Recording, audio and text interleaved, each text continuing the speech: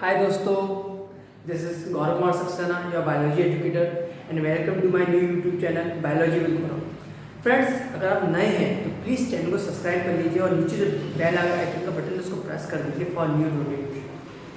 तो फ्रेंड्स, जैसे कि आप जानते हैं कि आज हमको डिस्कस करना है, आप टॉपिक देखिए बायो डार्क रिएक्शन।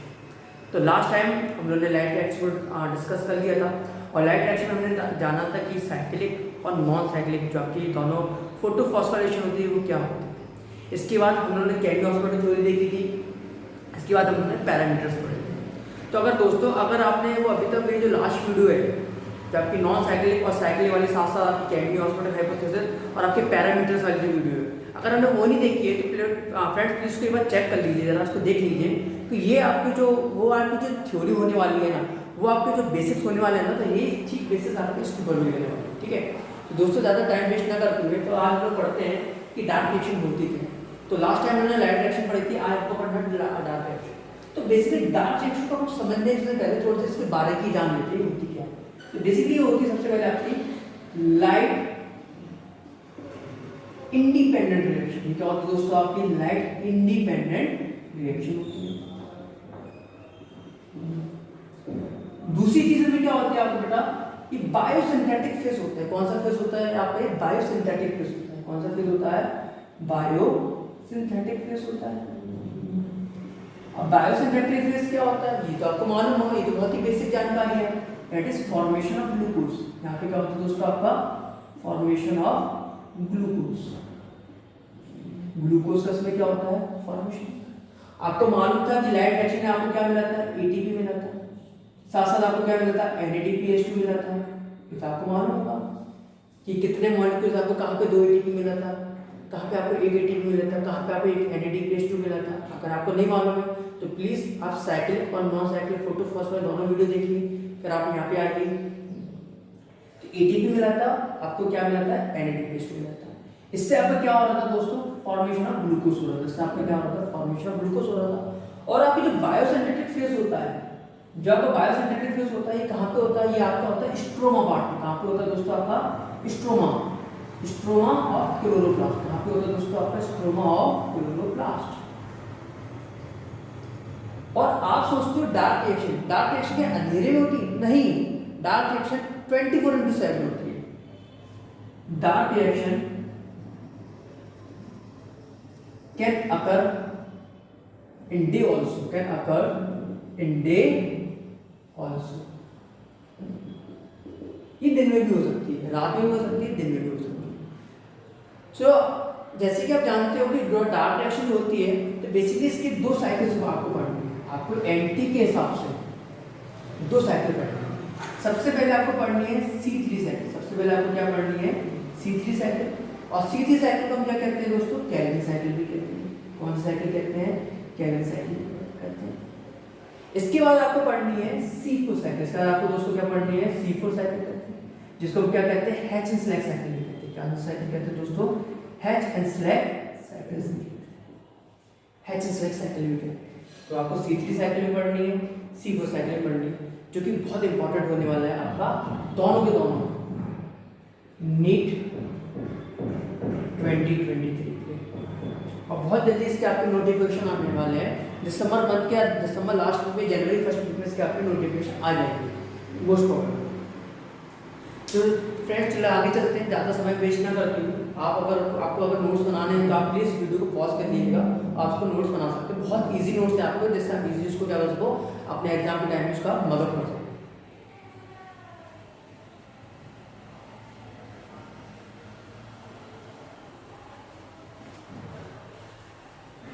तो सबसे पहले मुझे पढ़ना है C3 साइकिल। सबसे पहले दोस्तों मुझे क्या पढ़ना है? C3 साइकिल पढ़ना है। कि व्हाट इज C3 साइकिल, जिसको आप क्या कहते हो दोस्तों? कैल्विन साइकिल भी कहते हो। कौन सी साइकिल कहते हो दोस्तों? कैल्विन साइकिल भी कहते हो। बहुत इंपॉर्टेंट है दोस्तों, आप प्लीज इसको ध्यान से सुनिएगा और इसके कॉन्सेप्ट को समझने की कोशिश करिएगा।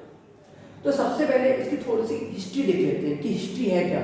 इसके बारे में बहुत जल्दी कॉन्सेप्ट आ रहा है, तो हिस्ट्री देख लेते हैं। गिवन बाय, कौन ने दिया दोस्तों इसको? Given by sir Melvin Calvin. कौन ने दिया दोस्तों इसको? Given by sir Melvin Calvin. Melvin Calvin ने दिया था। क्या यूज करके दिया था, क्या यूज किया था? ही यूज कार्बन 14।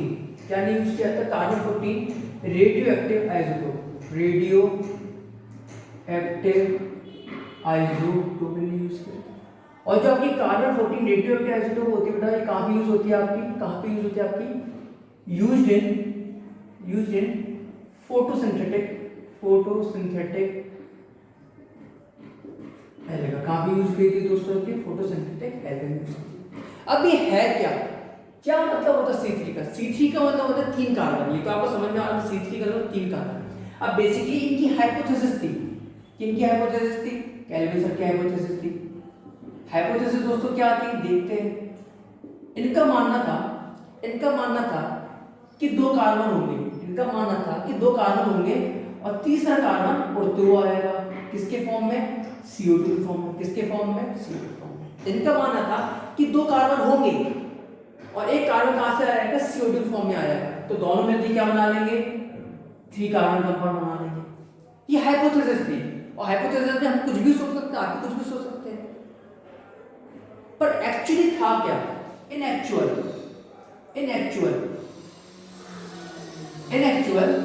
थे 5 कार्बन। कितने कार्बन थे दोस्तों आपके? थे 5 कार्बन। एक आया CO2 के फॉर्म में, तो टोटल दोस्तों कितने बन गए? 6 कार्बन कंपाउंड बन गए। पर आपको सर ये क्या? नाम तो C3 और कितने कार्बन बनते हैं? कंपाउंड बनता है 6 कार्बन। पर दोस्तों अगर हम आपसे कहें कि 6 लोग हैं, हमें काम को जल्दी कराना है, तो ऑब्वियस सी बात है कि आपका वो 6 लोग हैं, कोई बात नहीं, 3 ग्रुप में डिवाइड कर लेते हैं। 3 कार्बन। तो दोस्तों कितने मॉलिक्यूल बन गए आपके? 2 मॉलिक्यूल बन गए। एट लास्ट आपके कितने मॉलिक्यूल बन गए? 2 मॉलिक्यूल बन गए। कितने कार्बन के बन गए? 3 कार्बन बन गए। तो इससे आपको क्या हुआ? C3 सेट है। इससे आपको क्या हुआ? C3 सेट है। तो बेसिक आपका तो यही है कि मेल्विन कैल्विन सर ने दिया था। क्या यूज किया था? कार्बन 14 रेडियोएक्टिव आइसोटोप यूज किया था। हाइपोथेसिस की क्या थी? कि मानते थे, सोचते थे कि 2 कार्बन होंगे, एक कार्बन डाइऑक्साइड आएगा तो 3 आएंगे, पर ऐसा था नहीं। एक्चुअली था 5 कार्बन थे, 5 कार्बन का कंपाउंड था। CO2 तो हुआ है 5 और 1 6 बन गए, और 6 कार्बन कंपाउंड को 2 मॉलिक्यूल में तोड़ दिए। तो कौन सा हो गया आपका? C3 साइकिल आ गया। चलिए देखते हैं कि कौन सा आपका स्टेबल कंपाउंड होता है, कौन सा आपका CO2 एक्सेप्टर होता है, और कौन सा आपका एंजाइम वगैरह होते हैं। चलिए देखते हैं दोस्तों। तो सबसे पहले मुझे पढ़ना है दोस्तों फर्स्ट स्टेबल कंपाउंड। क्या पढ़ना दोस्तों मुझे? First stable compound. कि आखिरकार ये स्टेबल कंपाउंड है क्या? फर्स्ट स्टेबल कंपाउंड है क्या? तो बेसिकली मैं आपको बता दूं, जो पहला आपका फर्स्ट स्टेबल कंपाउंड बना है वो बना है PGA। क्या बना दोस्तों आपका? PGA, जो कि आपका क्या होता है दोस्तों? PGA क्या होता है आपका? 3 कार्बन कंपाउंड होता है। कितना कार्बन कंपाउंड होता है? 3 कार्बन कंपाउंड होता है। अब आप कहेंगे कि सर ये बताइए कि PGA का फुल फॉर्म क्या होता है? तो देख लेते हैं। PGA स्टैंड फॉर फॉस्फोग्लिसरेट या फॉस्फोग्लिसरिक एसिड या फॉस्फोग्लिसरिक एसिड। जो PGA होता है, PGA स्टैंड फॉर फॉस्फोग्लिसरेट या फॉस्फोग्लिसरिक एसिड। अब दूसरा आता है कि भैया ठीक है, PGA तो बना, फाइनल जो प्रोडक्ट था, फाइनल आपका क्या था दोस्तों? जो प्रोडक्ट था, क्या था? जो आपका प्रोडक्ट था वो क्या बन गया? आपका PGA बन गया। बट भैया ये बताओ CO2 को एक्सेप्ट कौन ने किया? कौन था 5 कार्बन कंपाउंड वाला? देख लेते हैं। CO2 एक्सेप्टर, CO2 का प्राइमरी एक्सेप्टर, CO2 का प्राइमरी एक्सेप्टर कंपाउंड कौन है? देखते हैं। तो CO2 को जो एक्सेप्ट करने वाला था दोस्तों, ये कौन था आपका? RUBP, जो कि आपका कौन सा कंपाउंड था? 5 कार्बन कंपाउंड था। RUBP जो कि आपका 5 कार्बन कंपाउंड था। अब आपको इसे RUBP का फुल फॉर्म क्या है? तो देख लेते हैं RUBP का फुल फॉर्म क्या है। बहुत अच्छे से पढ़ रहे हैं बेटा, और मुझे पूरी उम्मीद होगी आप इसके छोटे छोटे क्या कर नोट्स बना रहे होंगे, जो आपको लास्ट बिल्कुल जब आपका हफ्ता या 10 दिन बचेगा तो उसको आप इजीली उसका मगअप कर सकते हो। तो इसका स्टैंड, इसका फुल फॉर्म क्या होता है? राइबोलोज 1,5 बिसफॉस्फेट या बाइफॉस्फेट भी बहुत से लोग कहते हैं। राइबोलोज 1,5 बिसफॉस्फेट या बाइफॉस्फेट, जो कि आपका क्या होता है? 5 कार्बन कंपाउंड होता है। अब ऐसा कौन सा एंजाइम है जो हेल्प करता है, ऐसा कौन सा एंजाइम है जो आरयूबीपी की हेल्प करता है CO2 को लेने से? और CO2 कहाँ से आता है आपका? एटमॉस्फेयर से आता है। CO2 कहाँ से आता है दोस्तों आपका? एटमॉस्फेयर से आता है। तो एंजाइम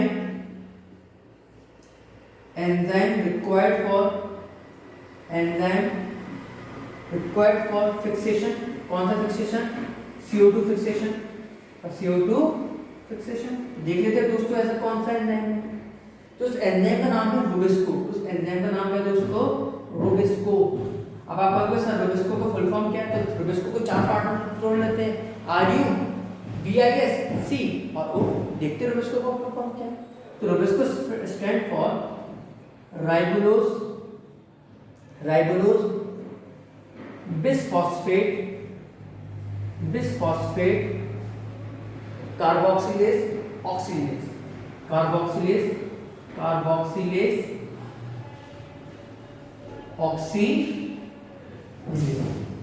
तो आपका रुबिस्को का फुल फॉर्म क्या हुआ दोस्तों? Ribulose biphosphate carboxylase oxygenase. I hope आपको समझ में आ रहा होगा। पर आपको रुबिस्को के बारे में एक खासियत और मालूम होना चाहिए जो आपने बायोमोलिक्यूल्स चैप्टर नंबर 9, हाँ चैप्टर नंबर 9 आपने बायोमोलिक्यूल में 100% पढ़ा होगा कि जो रुबिस्को होता है ना, मोस्ट अबंडेंट एंजाइम होता है। मोस्ट अबंडेंट एंजाइम कहाँ पे होता है बेटा? In whole biosphere. तो दोस्तों ये तो है बेसिक जानकारी कि फर्स्ट स्टेबल कंपाउंड क्या होता है? PG होता है जो कि आपका फॉस्फोग्लिसरेट एसिड होता है, 3 कार्बन कंपाउंड का होता है। दूसरा प्राइमरी कार्बन डाइऑक्साइड एक्सेप्टर कौन होता है बेटा? RUBP होता है जो कि 5 कार्बन कंपाउंड होता है। और राइबोलोज 1,5 बिसफॉस्फेट का एब्रिविएशन या फुल फॉर्म होता है। तीसरा कौन सा एंजाइम होता है जो फिक्सेशन में हेल्प करता है CO2 के? Rubisco, that is ribulose bisphosphate carboxylase oxygenase होता है जो कि आपका मोस्ट अबंडेंट एंजाइम होता है इन होल बायोस्फीयर। चलिए दोस्तों आगे बढ़ते हैं। तो ये तो आपके हो गए कंपाउंड्स। अब थोड़ी सी अपन और जानकारी ले लेते हैं कि रुबिस्को की और खासियत क्या होती है।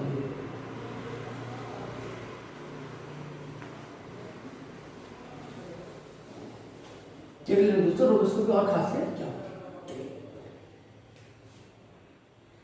ये है आपका रुबिस्को। और रुबिस्को आप जानते हैं क्या बेटा? आपका एंजाइम होता है। क्या होता है बेटा? आपका एंजाइम होता है जो आपको फिक्सेशन में क्या करता है? हेल्प करता है। तो दिस इज द एंजाइम। ये क्या दोस्तों आपका एंजाइम है। एंजाइम का नाम क्या है? रुबिस्को है।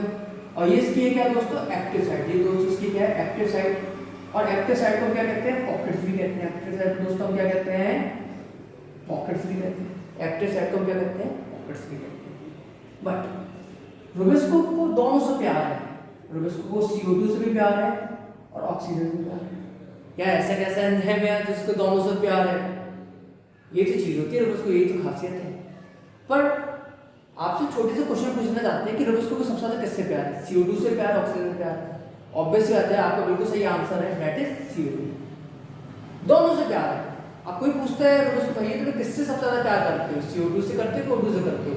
तो रुबिस्को कहते नहीं, हमें CO2 से बहुत ज्यादा प्यार है। तो जो रुबिस्को एंजाइम होता है दोस्तों, ये बहुत ही इंपॉर्टेंट PYQ है NTA का। Rubisco has high affinity towards CO2 compared to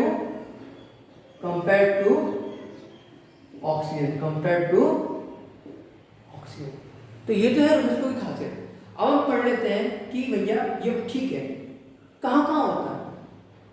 जो आपका C3 साइकिल है, जो आपका कैल्विन साइकिल है, उसकी लोकेशन क्या है? तो देख लेते हैं location of Calvin cycle. C3 cycle को कैल्विन साइकिल कहते हैं। Location of Calvin cycle. तो सबसे पहले in all monocots and dicot plant, all monocots and dicots plant. और मैं आपको दोस्तों बता दूं ये आपका PYQ रह चुका है। क्या रह चुका आपका? PYQ रह चुका है नीट का। और साथ साथ इन ऑल फोटोसिंथेटिक प्लांट्स, आप कहेंगे सर कौन कौन से फोटोसिंथेटिक प्लांट्स होते हैं, ये तो आपको मालूम होगा, ये तो आपने प्लांट कितने में पढ़ा होगा। तो सबसे पहले आपका क्या होता है थैलोफाइटा, इसके दोस्तों आपका क्या आता है ब्रायोफाइटा, इसके दोस्तों आपका क्या आता है टेरिडोफाइटा, और लास्ट में आपका क्या आता है दोस्तों जिम्नोस्पर्म। और ये तो आपके कौन हो गए आपके मोनोकॉट डाइकॉट हो गए, ये दोस्तों क्या हो बेटा आपके ये हो गए आपके एंजियोस्पर्म। तो आपका जो लोकेशन होता है सब जगह होता है, मोनोकॉट में भी होता है डाइकॉट में होता है, और आप जानते हो जो मोनोकॉट होता है जो डाइकॉट होता है वो एंजियोस्पर्म का पार्ट होता है, साथ साथ आपके थैलोफाइटा में भी होता है, ब्रायोफाइटा में भी होता है, टेरिडोफाइटा में भी होता है, और आपके जिम्नोस्पर्म में होता है। ठीक है दोस्तों, आज हम इसके स्टेप्स पढ़ते हैं। स्टेप्स बहुत ज़्यादा इंपॉर्टेंट दोस्तों, बहुत ध्यान से इसके स्टेप्स आप पढ़िएगा।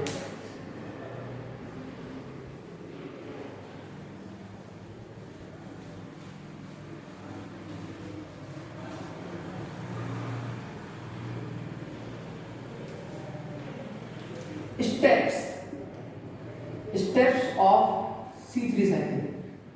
तो दोस्तों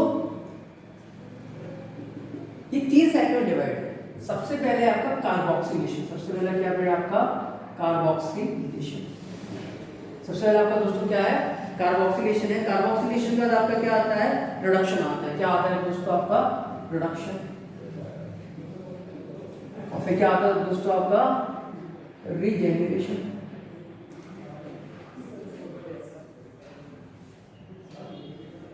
कार्बोक्सिलेशन, रिडक्शन और रीजेनरेशन। इसकी ट्रिक हम आपको बता सकते हैं। इसकी ट्रिक होती है क्यूट रीना, और आपसे ले सकते हो रिचा, क्यूट रीना रिचा। अब C stand for carboxylation, R stand for reduction, और ये R स्टैंड फॉर रीजेनरेशन। अब होता क्या है यहाँ पे क्या होता है दोस्तों आपका कार्बोक्सिलेशन माने क्या होता है बेटा आपका फिक्सिंग होता है। क्या होता है फिक्सिंग ऑफ कार्बन डाइऑक्साइड। यहाँ पे दोस्तों क्या होता है आपका fixing of carbon dioxide. Reduction में आपका क्या होता है जो आपका एसिड होता है ना, एसिड क्या होता है बेटा रिड्यूस हो जाता है, किसमें हो जाता है आपका एल्कोहल में हो जाता है। रिडक्शन किसका होता है एसिड का रिडक्शन हो जाता है, किसमें हो जाता है आपका एल्कोहल में हो जाता है। और लास्ट में आपका क्या होता है रीजेनरेशन होता है। रीजेनरेशन आपका क्या होता है फॉर्मेशन होता है। रीजेनरेशन क्या होता है बेटा आपका फॉर्मेशन होता है। तो फॉर्मेशन किसका होता है दोस्तों आपका फॉर्मेशन ऑफ RUBP, जो भी आपको बार बार बता रहा हूं, जो भी आपका क्या रहता है 5 कार्बन कंपाउंड रहता है, जो कि आपका क्या रहता है 5 कार्बन कंपाउंड रहता है। तो सबसे पहले आपका कौन सा प्रोसेस हुआ आपका carboxylation, then reduction, then regeneration. ठीक है दोस्तों, जो देखते हैं आप थोड़ा सा इसका बना लेते हैं, माइंड मेकअप कर लेते हैं कैसे क्या होने वाला है। आई होप आपने इसको नोट कर लिया होगा।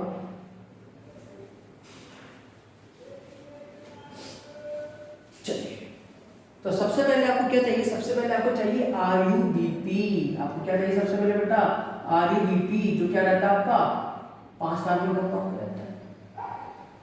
RUBP फिर किस में कन्वर्ट होता है, RUBP फिर किस में कन्वर्ट होता है, RUBP कन्वर्ट होता है 2 मॉलिक्यूल, किस में कन्वर्ट होता है 2 मॉलिक्यूल ऑफ PGA, किस में कन्वर्ट होता है 2 molecule of PGA in the presence of CO2। CO2 कहां से मिलती है दोस्तों आपको एटमॉस्फेयर से मिलती है। CO2 कहां से मिलती है दोस्तों आपको एटमॉस्फेयर से मिलती है। इसके बाद आपको साथ साथ क्या चाहिए पानी भी चाहिए। पानी कहां से आता है दोस्तों रूट से आता है। और हाँ एंजाइम भी तो चाहिए आपको दोस्तों, तो एंजाइम कौन सा आएगा आपका रूट्स को हो जाएगा। तो RUBP जो कि आपका 5 कार्बन कंपाउंड का होता है, किसमें ब्रेक डाउन हो जाता है 2 मॉलिक्यूल, किसमें 2 मॉलिक्यूल ऑफ PGA। और PGA क्या होता है दोस्तों आपको बेटा 3 कार्बन कंपाउंड होते हैं। कितना रहता है बेटा आपका 3 कार्बन कंपाउंड होता है PGA। अब PGA क्या होता है PGA आपको कन्वर्ट हो जाता है दोस्तों ट्राइओस फॉस्फेट में। किसमें कन्वर्ट हो जाता है दोस्तों आपको बेटा ट्राइओस फॉस्फेट में कन्वर्ट हो जाता है, ट्राइओस फॉस्फेट, जो कि आप क्या रहता है दोस्तों बेटा 3 कार्बन कंपाउंड का रहता है। ठीक है, बट जब PGA आपका ट्राइओस फॉस्फेट में कन्वर्ट होता है तो यहाँ पे क्या होता है लॉस हो जाता है। यहाँ पे क्या हो जाता है दोस्तों नुकसान हो जाता है। किसका नुकसान हो जाता है बेटा ATP का नुकसान हो जाता है। जब ATP का नुकसान होगा तो ATP का क्या हो जाएगा ब्रेकडाउन हो जाएगा, और ATP का ब्रेकडाउन किसमें हो जाएगा adenine diphosphate plus inorganic phosphate.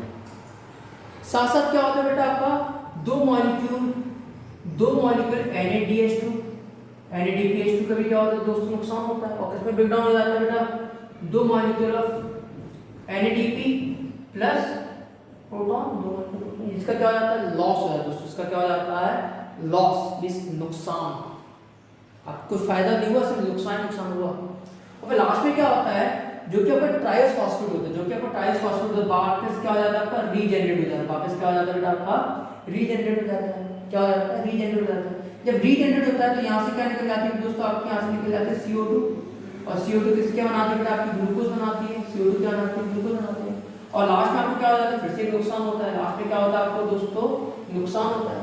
किसका नुकसान होता है, एक मॉलिक्यूल ATP का नुकसान होता है। और आप जानते हैं जब ATP का नुकसान होता है तो आपको क्या फॉर्मेशन होता है, ADP का फॉर्मेशन होता है प्लस इनॉर्गेनिक फॉस्फेट का फॉर्मेशन होता है।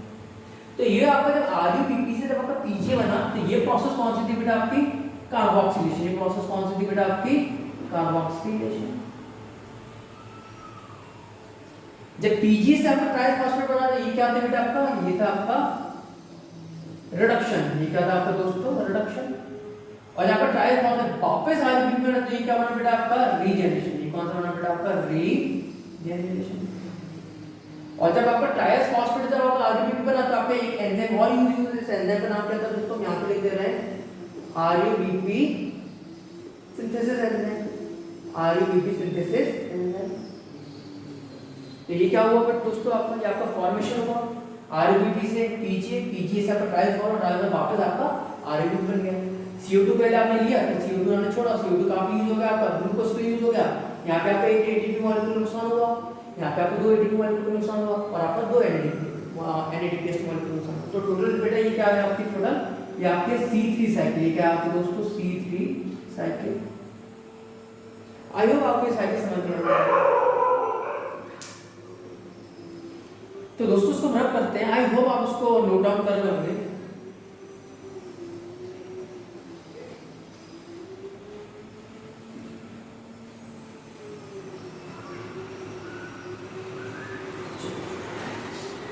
चलिए अब देखना ही है दोस्तों कि कितना कितना नुकसान हुआ। ट्रिक टू रिमेंबर है 3 2 1 और 0, 3 2 1 0। आपको तो बेसिकली याद करना दोस्तों, 321 क्या है, 321। आपको क्या लॉस हुआ, 3 ATP। क्या लॉस हुआ बेटा आपको, 3 ATP का लॉस हुआ। किसमें हुआ, 2 ATP आपको किसमें लॉस हुए थे, 1 ATP किसमें लॉस हुआ था। तो 2 ATP आपको लॉस हुए थे दोस्तों रिडक्शन में। अब ये हाल उसके बाद हम साइकिल बनाएंगे, तो 2 ATP आपको किसमें लॉस हुए दोस्तों, रिडक्शन में लॉस हुए। और 1 ATP आपको किसमें लॉस हुआ दोस्तों, रीजेनरेशन लॉस हुआ, रीजेनरेशन लॉस हुआ। 2 मॉलिक्यूल आपको किसके लॉस हुए दोस्तों, 2 मॉलिक्यूल आपको लॉस हुए NADPH2 के। 1 क्या है, to fix 1 molecule of CO2, to fix 1 molecule of CO2। और आपको क्या मिला, कुछ भी नहीं मिला, लॉस, कुछ नहीं हुआ, नुकसान हुआ। आपको क्या मिला, 0 ATP फॉर्म, 0 ATP। तो आपको C3 साइकिल में, आपको C3 साइकिल में 3 ATP आपने लॉस किया, 2 आपने किया रिडक्शन में, 1 किया रीजेनरेशन में। तो दोनों के दोनों आपके क्या रह चुके बेटा, PYQ रह चुके नीट का, PYQ रह चुके नीट का। 2 NADPH2 का नुकसान किया, टू फिक्स 1 CO2, और आप कुछ भी नहीं मिला, 0 ATP फॉर्म। तो ये है, तो टोटल हम क्या कह सकते हैं, loss for plants, loss for plants. तो आई होप दोस्तों आपको मेरी वीडियो आज की अच्छी लगी होगी। मैं आपसे बार बार रिक्वेस्ट कर रहा हूँ कि प्लीज़ वीडियो को पूरा देखिए, क्योंकि अगर आप आधा वीडियो देखते हैं तो आप नहीं समझ पाएंगे। और आधे अधूरी जानकारी बहुत ही डेंजरस होती है, कोई भी कंपटीशन के लिए या पर्सनली भी इसको ले सकते हैं, ठीक है ना दोस्तों। तो नेक्स्ट वीडियो में हमें पढ़ना है C4 साइकिल। आज हमने पढ़ा C3 साइकिल, और नेक्स्ट वीडियो में पढ़ेंगे C4 साइकिल, और C4 साइकिल की क्या इंपॉर्टेंस है प्लांट में, क्या नहीं है, तो नेक्स्ट वीडियो में देखते हैं। तो बस लास्ट में दोस्तों आपसे एक रिक्वेस्ट है, please share and subscribe my channel. Thank you.